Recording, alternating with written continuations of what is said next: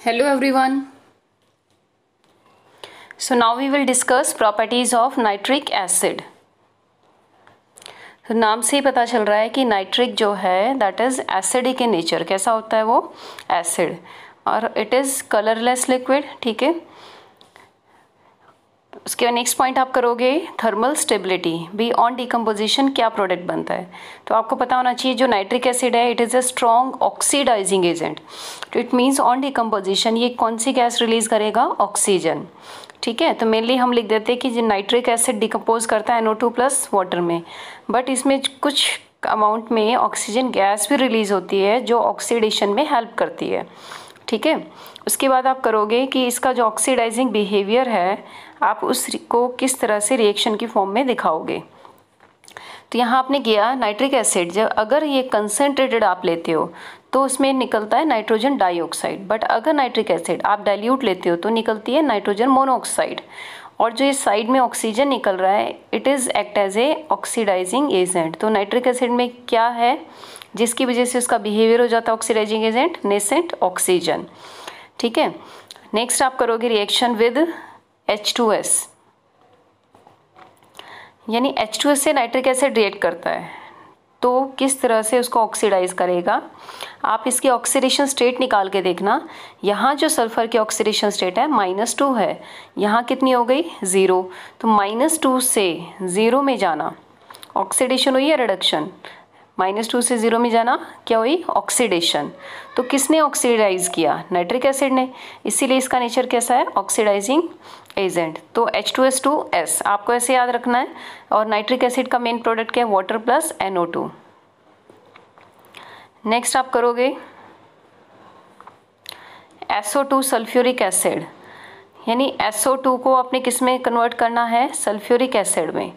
Nitric acid किस में convert होगा? NO2 प्लस वाटर में होता है ना, तो वही वाटर यहाँ सल्फ्यूरिक एसिड से कंबाइन करके इसके मॉलिक्यूल को SO2 को किस में कन्वर्ट कर दिया इसने? सल्फ्यूरिक एसिड में। ठीक है।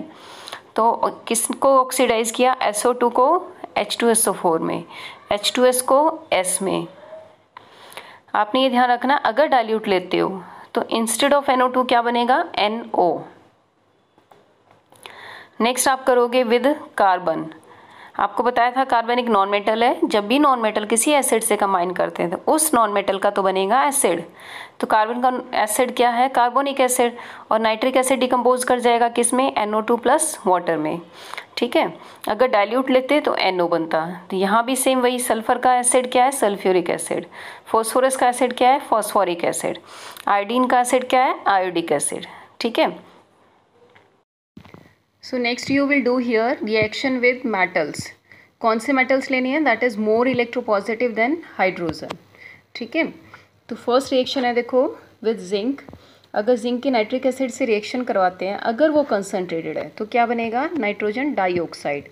बट अगर ये डाइल्यूट है तो क्या बनेगा? Nitrogen monoxide. ठीक है। बट जिंक के केस में यहाँ क्या बन रहा है? N2O। ठीक है। आपने ऊपर किया था रिएक्शन में कंसनट्रेटेड में नाइट्रोजन डाइऑक्साइड, डाइल्यूट में नाइट्रोजन मोनोऑक्साइड। बट जिंक के केस में अगर आप डाइल्यूट ले रहे हो तो बनता है नाइट्रस ऑक्साइड, और अगर बहुत ज़्यादा डाइल्यूट ले रहे हो तब बनता है अमोनियम नाइट्रेट। ऐसा क्यों होता है? क्योंकि ये जो प्रॉपर्टीज़ हैं भी कितना स्ट्रांगली ये ऑक्सीडाइज कर पा रहा है जिंक को, या अपने आप को कितना स्ट्रांगली रिड्यूस कर पा रहा है। ठीक है। वो डिपेंड करता है कि इसने मेटल किस मेटल से वो रिएक्ट कर रहा है। तो सभी मेटल्स की रिएक्टिविटी डिफरेंट होती है, तो इसीलिए अपने आप को रिड्यूस भी क्या करेगा? डिफरेंट वे में करेगा। ठीक है। अब मैं कहती हूँ भाई नाइट्रिक एसिड की अगर हम रिडक्शन करवाते हैं, क्या बोला मैंने? नाइट्रिक एसिड की रिडक्शन करवाते हैं भाई जिंक की ये क्या कर देगा? ऑक्सीडेशन। नाइट्रिक एसिड में क्या होगी? रिडक्शन। तो फर्स्ट स्टेप में नाइट्रिक एसिड अगर रिड्यूस होता है तो इससे बनता है NO2। ठीक है। अगर ये और ज़्यादा रिड्यूस हो जाए तो इससे बनेगा NO। अगर ये और ज़्यादा रिड्यूस हो जाए तो इससे बनेगा NH3 अमोनिया। ठीक है। अगर और ज़्यादा रिड्यूस हो जाए तो बनता है अमोनियम नाइट्रेट NH4NO3। ठीक है। NH4NO3। बट अगर ये और ज़्यादा रिड्यूस हो जाए तो बनता है N2O। तो ये डिपेंड करता है डिफरेंट रिएक्टिविटी पर। मैंने फिर से बता देती हूँ आपको, नाइट्रिक एसिड HNO3, ये 3 है स्टार्टिंग में, नाइट्रिक एसिड की रिडक्शन होती है तो NO2, ठीक है, और ज़्यादा हो जाए NO, फिर ammonia, ammonium nitrate, then nitrous oxide, यानी लास्ट स्टेज है N2O। अब आप इस रिएक्शन में देख लो, फिर जिंक के साथ नाइट्रिक एसिड रिएक्ट कर रहा है, अगर आप डाइल्यूट ले रहे हो तो ये कहाँ तक पहुँच गया, N2O में इतना स्ट्रांगली रिड्यूस हो गया नाइट्रिक एसिड की एंड प्रोडक्ट तक बन चुका है, ठीक है।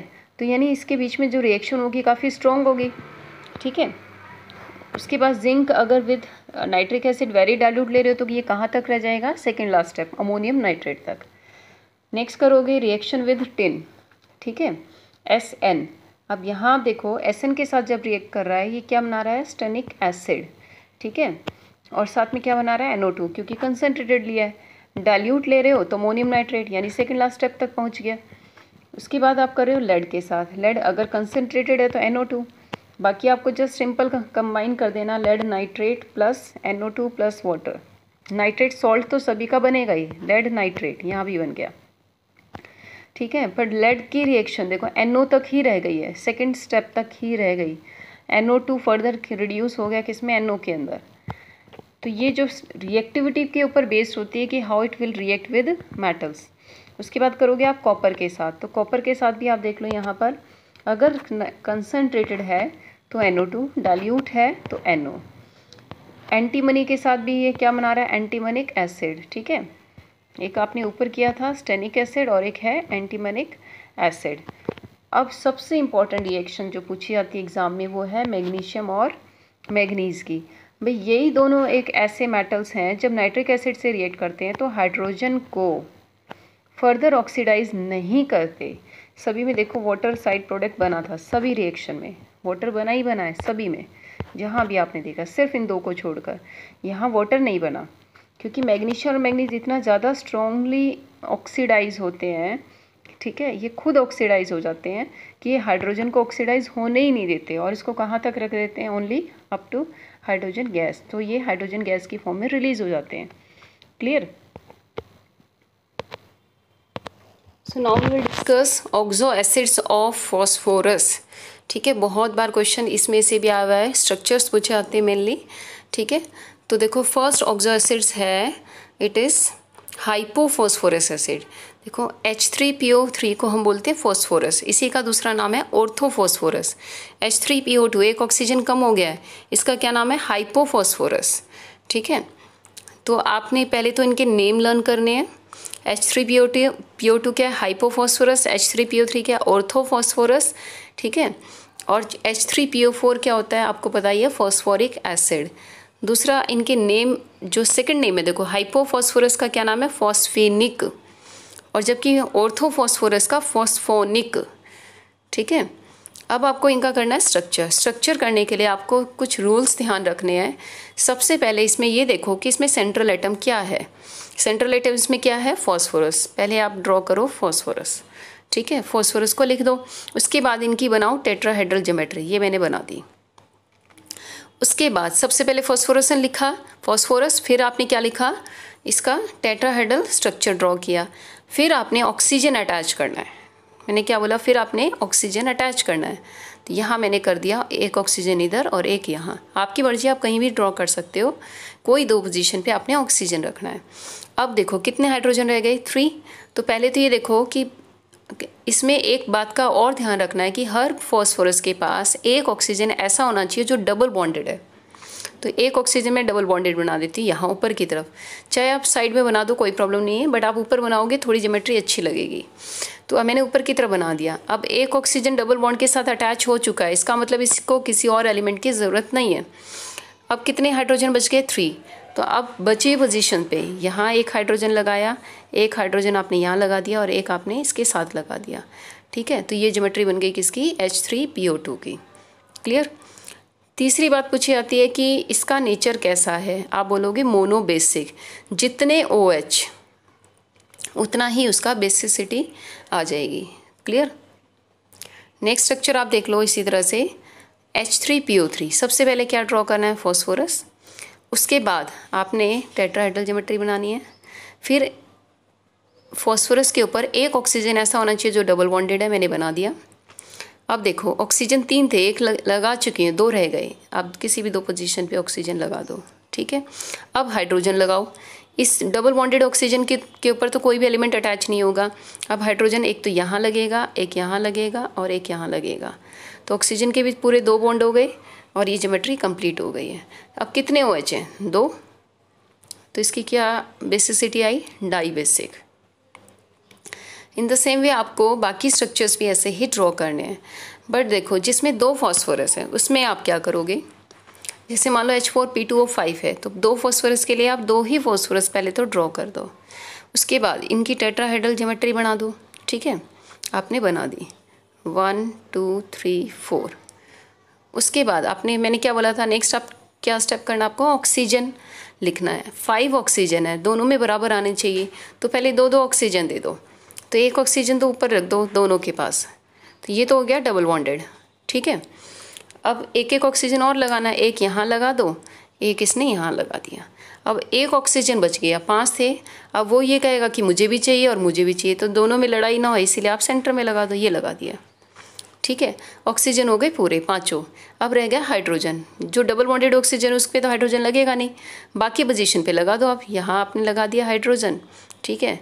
एक हाइड्रोजन यहाँ लगाया, एक यहाँ लगा दिया और एक यहाँ लगा दिया। अब देखो पूरे में कितने OH हैं, एक यहाँ है और एक यहाँ है, तो इसका बेसिसिटी क्या आई? Dibasic. Clear? So in this way you will have to draw the structure. उसके बाद आप फिर से देख लो, H3PO5 का बता देती हूँ। सेम आपको ऐसे ही करना है, फॉस्फोरस टेट्राहेड्रल ज्योमेट्री बनाओ, डबल बॉन्डेड ऑक्सीजन, 5 ऑक्सीजन थे, अब ये अकेला ही है, तो आप 4 पोजीशन तो फिल हो गई। अब 5वीं कहाँ जाए? किसी एक ऑक्सीजन को दूसरे से जोड़ दो, ठीक है। अब कितने हाइड्रोजन रह गए? 3। अब 3 हाइड्रोजन है, एक यहाँ आ जाएगा, एक यहाँ आ जाएगा, एक यहाँ आ जाएगा। कभी भी डबल बॉन्डेड ऑक्सीजन से अटैच नहीं करना है। ये जो अगर ऑक्सीजन सिंगल बॉन्ड से कभी भी अटैच हो उसे बोलते हैं परऑक्साइड। तो इसमें परऑक्साइड बॉन्ड होता है H3PO5 के अंदर। दूसरी बात, कितने OH आप वो चेक करो, ठीक है। कितने OH है H3O5 के अंदर? 3। एक OH यहाँ है, एक यहाँ है और एक यहाँ है, तो इसका नेचर कैसा आया? Try basic.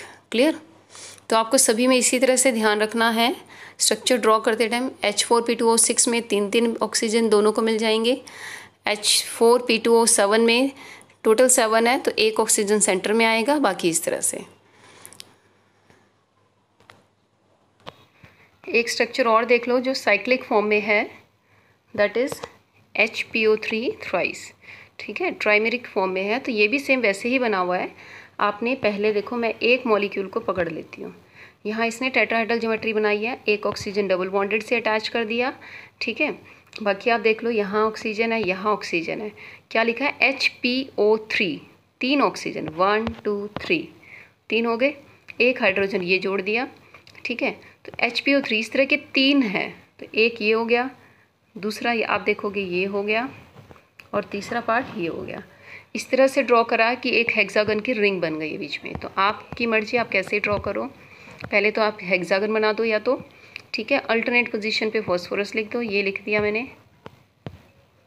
ठीक है। फिर बची पोजीशन पे क्या लिख दोगे आप?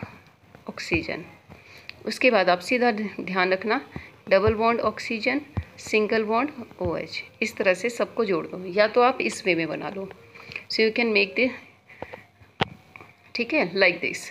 तो इसका नाम क्या है? Cyclotrimetaphosphoric acid. क्लियर? तो ये तो थी साइक्लिक फॉर्म, इसी तरह से ये लीनियर फॉर्म है। So try to do make the structures of all these ortho phosphoric acid. Clear? So do up to this.